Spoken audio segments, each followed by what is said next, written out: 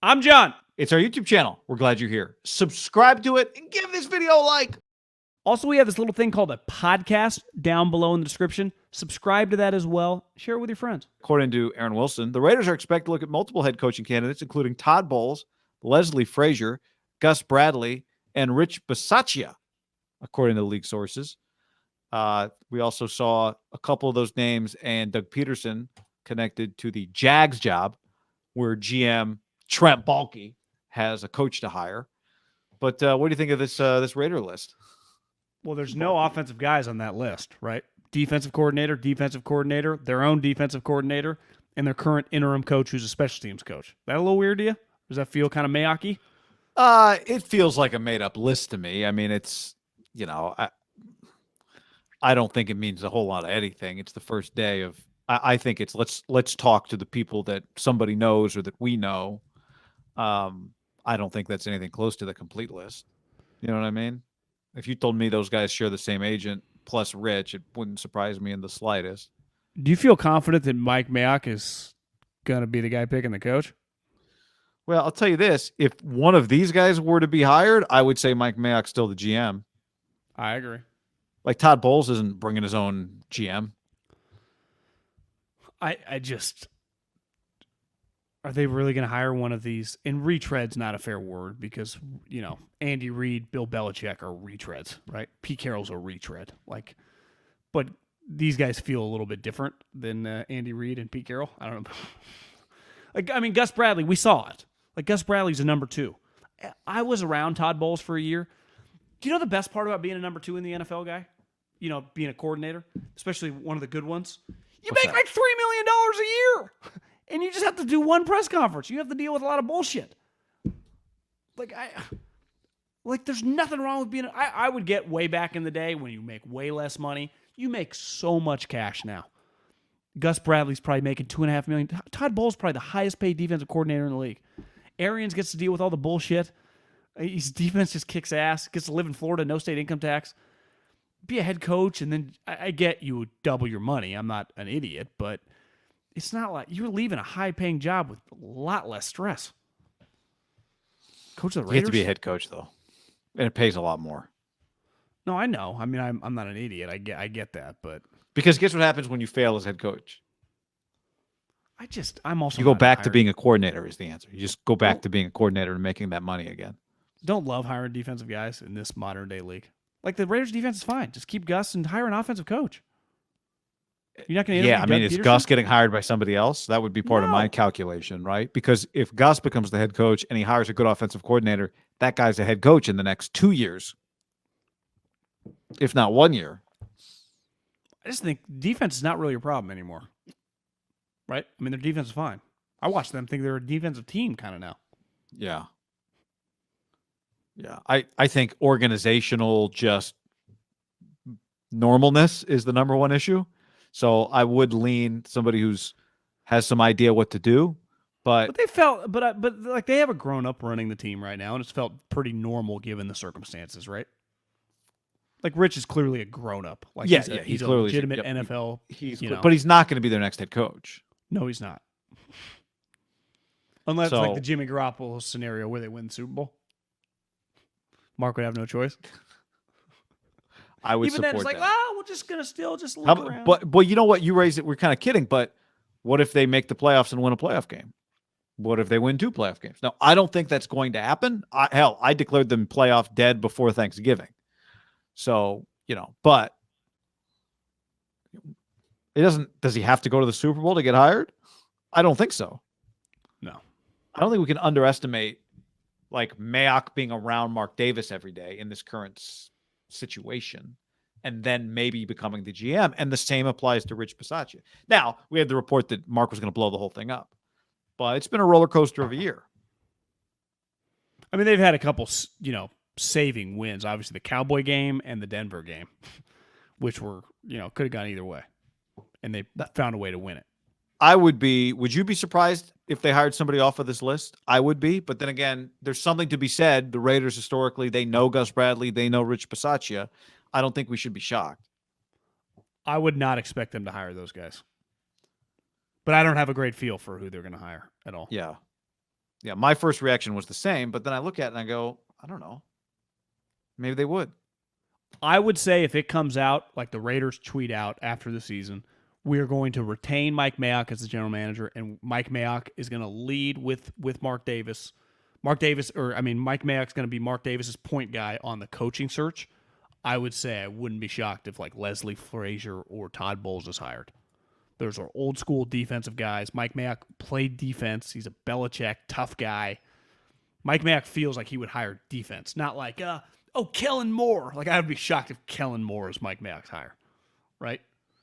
I would expect defense or a special teams guy. Well, I think here's the other thing you have to think about. You just made me think of this. Is like normally the offensive guys are more in demand right now, right? Yeah, Kellen Moore, Dayball, Leftwich. Like or at least they're maybe more demand is not the word. They're a little bit of the shinier objects. Like, is Kellen Moore going to take it? Now, maybe he would. Maybe Doug would take a job where there's an established GM. Maybe Doug Peterson doesn't. Like, yeah, I'll go work for Mayock, or I'll go work for who knows Ryan Pace, or I'll go work for Balky. Is Kellen Moore going to do that? Maybe he would. Maybe Kellen would go, I know what I don't know. It's the beauty. I'm a Pete guy.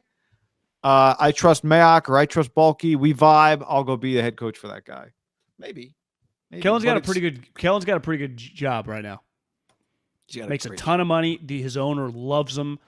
They offered him the Boise State job last year. I think the head coach makes like $1.8 or $2 million. Kellen, I thought I read recently, makes like 3 or 4. Kellen makes a shitload. Yeah, of money. well, to me, it makes turning down Boise State to remain the Cowboys OC. It makes a lot of sense. But like, are we sure that Kellen Moore? Because we've seen guys that just are young and have options. Like, is he a lock to take the Jags job to go work for Balky to leave the Cowboys? Like, to me, no. Well, I think there's a few people in the NFL he might have a job where Mike just leaves him alone. Him and Dak kind of run the offense with his coaches, and it's probably a pretty incredible gig. Jerry has him over for like dinner. He played for Chris Peterson, who did not jump at every job that came available to him. And it's not unprecedented. I mean, Josh McDaniels left, came back, and now Josh, it seems like, is just kind of chilling in New England until presumably he's happy to just be there until he gets the Patriots job. So I don't think it's out of the realm of possibility. If you're Kellen, you work for a guy. What if he calls Chris Peterson? What does Chris Peterson say to him? Well, does this job feel like you, or are you just taking a job to take a job? Coaches are weird, though. You know, they're all wired a little bit differently. Like, we're assuming that he's wired like Chris Peterson. Maybe he's wired. You know, we'll see. I mean, what happens? Like Lincoln Riley. What happens when he's offered 3 NFL head? Like, they're not. Yeah. For me and you and most people, like, a move is a really big deal. I mean, you moved across the bridge. It's a big deal, right? These guys move states. Who did I see the other day? Oh, it was Billy Napier. I was watching UCF Florida. And it's a classic, like the next head coach in the weird spot where he's trying not to be like, overlord. He's trying to just kind of be the chill guy on the sideline, does an interview like he's really happy, even though his future players are kind of getting worked by a team they should be beating. And he's smiling. He gives a good interview. And I just bring up his Wikipedia page. It's always my move when I want to see a coach. Since 2010, I'm pretty sure I'd counted, he had been at 9 places if you factor in Florida. 9 places. 9. These guys, now I'm not saying Kellen Moore falls under that, but some of these guys, like, and maybe Kellen realized this because of the coach that he played for. His dad was a coach, and he's really just been in one NFL organization, right? He went there as a player, he stayed as a coach. Like, he's led a good football life. A lot of guys don't even Kyle Shanahan had to bounce around, right? All Shanahan's minions, hell, LaFleur bounced around. Like, it's the nature of the business, but I hated the thought of that. It's like, I don't want to live in like 4 different states. Like, what if I don't like it? What if it's cold? Yeah. But some guys do not care. Right? But I got to think that Kellen Moore, who has not been a guy that's been in a lot of places, understands that a good situation is something to be valued. Well, he's been in 2, Boise and the Cowboys. And there's worse places to like plant your flag than the Dallas Cowboys offensive coordinator.